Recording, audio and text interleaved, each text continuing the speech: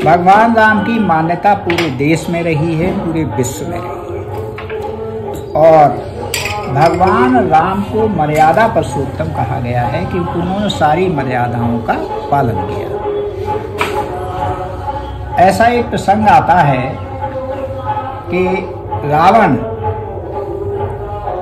जो ऋषि विश्रवा का पुत्र था, तो उसके जो बड़े भाई थे कुबेर, वो भी ऋषि विश्रवा के पुत्र थे, मगर उनकी पत्नी भी मतलब ब्राह्मणी थी। और इनकी मतलब जो है माता जो थी, उनकी माता जो थी ब्राह्मणी थी। ऋषि विश्रवा ने 2 शादियां की थी। पहली शादी से मतलब जो है ये थे मतलब जो है, और दूसरी शादी से रावण हुए। कुबेर पहली शादी से थे और रावण दूसरी शादी से हुए। इनकी माता का नाम केकसी था, राक्षसी थी। इसलिए यहाँ के ब्राह्मण उन्हें रावण को ब्राह्मण स्वीकार नहीं करते थे। तो ऋषि विश्रवा अपनी जब अवस्था हो गई तो हिमालय पर मतलब जो है तपस्या करने चले गए। ज़्यादातर मतलब उस समय के राजा महाराजा ऋषि सब जब अवस्था ढलती थी तो तपस्या करने के लिए, एकांत में साधना करने के लिए चले जाते थे। कुछ सालों तक कुबेर ने शासन किया लंका पर। उसके बाद उनकी भी इच्छा हुई और वो भी तपस्या करने चले गए। जब लंका में कुबेर चले गए तो रावण ने लंका पर अपना आधिपत्य जमा लिया और स्वयं को अपने आप शासक घोषित कर दिया, लंका का अधिपति घोषित कर दिया। अब लंका का अधिपति घोषित कर दिया रावण ने, तो जब ये लौट कर आए कुबेर और लंका पर अधिकार कर लिया रावण ने, तो कुबेर ने सोचा कि कोई बात नहीं, मेरा छोटा भाई है, इसे राज्य करने दो वहां। और कुबेर ने अपनी अलकापुरी में अलग मतलब नगर बसा लिया, अलग राजधानी बना ली और वहां रहने लगे। और कुबेर के पास ही पुष्पक विमान था। जो पुष्पक विमान की बात आती है रामायण में, वह कुबेर ने ही प्राप्त किया था तपस्या के बल पर। तो कुबेर मतलब उन पर पुष्पक विमान था। अलकापुरी नगरी जो उन्होंने बसाई वो लंका से भी भव्य और सुंदर बसाई। रावण इसको भी सहन नहीं कर सका और उसने अपना आधिपत्य करने के लिए अलकापुरी पर आक्रमण कर दिया। लंका में सेना ज्यादा थी, लंका पुराना मतलब था, सेना अधिक थी, सेना का सेनापति वही था रावण स्वयं।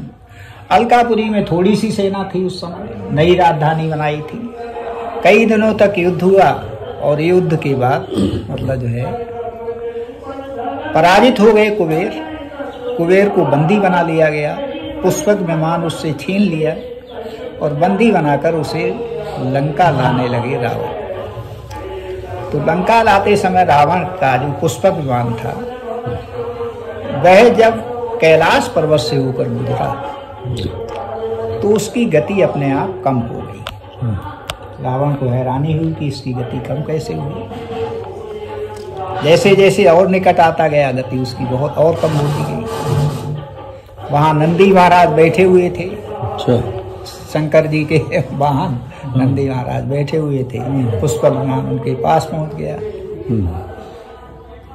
तो रावण ने कहा कि भाई ये बैल उठ के खड़ा हो जाए और इधर हट, इधर से पुष्पक विमान जाना है।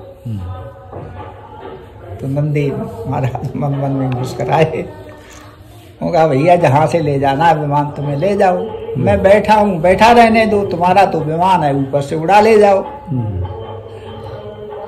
और यहाँ तो मेरे मतलब जो है आराध्य देव शिव प्रार्थना कर रहे हैं, तुम अगर इधर विमान लाओगे तो उसमें उन्हें विघ्न पड़ेगा उनकी आराधना में, साधना में, इसलिए मैं तो हट नहीं सकता।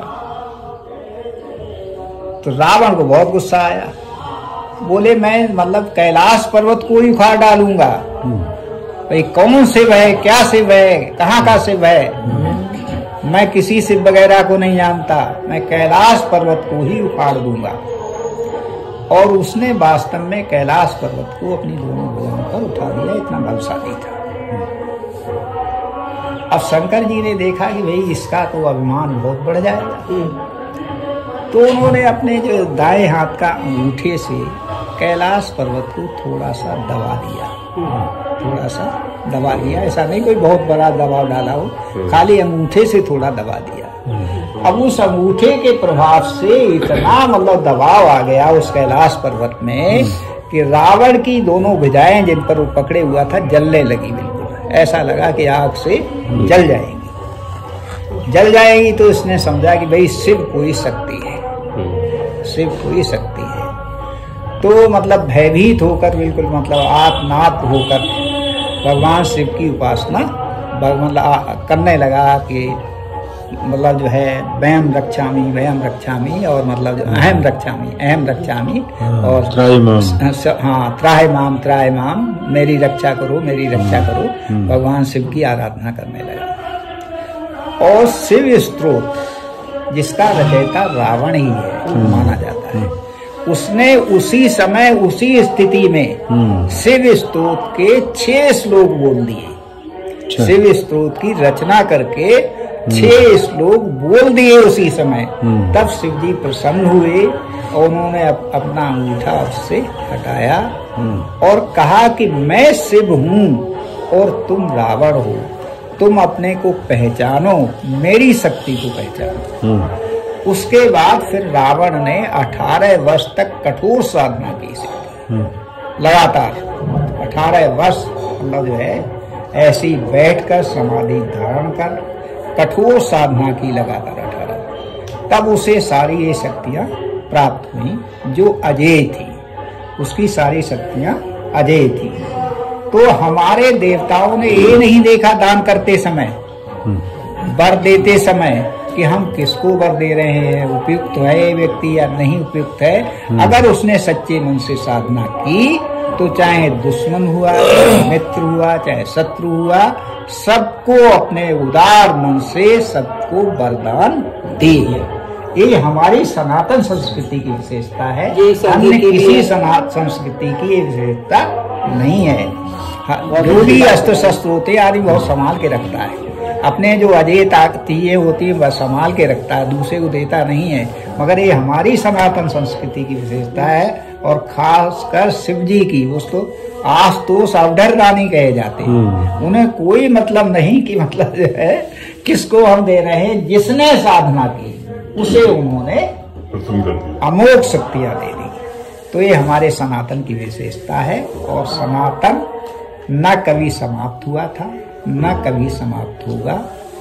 और इस समय सनातन का जय घोष पूरे विश्व में गूंज रहा है। और जो देश लड़ रहे हैं, चाहे वो मतलब गाजा पट्टी, ये तो भैया जो कल से हुआ है गाजा पट्टी इजराइल के, चाहे रूस और यूक्रेन के हों, सब इसी आशा से भारत की ओर देख रहे हैं कि भारत ही विश्व में शांति स्थापित कर सकता है, शांति स्थापित करने में महत्वपूर्ण भूमिका निभा सकता है। ये सारे देश इस समय पूरी आशा के साथ भारत की ओर देख रहे हैं कि भारत विश्व में शांति स्थापित कर सकता है। तो सनातन का जय घोष आज पूरे विश्व में गूंज रहा है और हम सब लोग अपने साहित्य के माध्यम से, अपनी गोष्ठियों के माध्यम से सनातन को जन जन तक पहुंचाएं। क्योंकि पहले हम अपने जीवन में सनातन को उतारें, हमें अगर बोध हो जाएगा सनातन का, तभी हम दूसरों को बोध सनातन का करा पाएंगे। इसलिए सनातन का प्रचार प्रसार पहले हम अपने आपस में समुदाय में करें, उसके बाद वो अपने आप बाहर जाएगा। हाँ, हम पालन करें सनातन की परंपराओं का धारण करें। हाँ जी। अपने जो परिवारी जन है, जो हमारे बच्चे हैं, हाँ, उन्हें सिखाएं, उनको सिखाएं, उनको बताएं कि सनातन धर्म क्या है।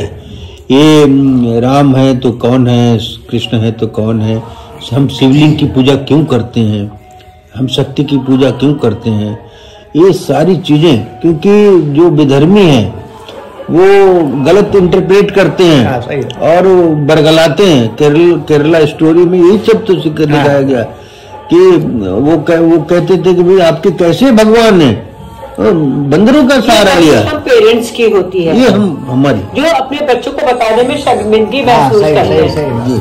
दीपक की वाइफ को मैंने राम राम बोल दिया, बोली क्या दीदी पुराने जमाने की बातें लेके बैठ गई हो, वो नमस्ते सही है। क्या कहेंगे, राम राम कितनी बढ़िया चीज है। बाकी तो भाई सबसे राधे राधे, राम राम। चलो।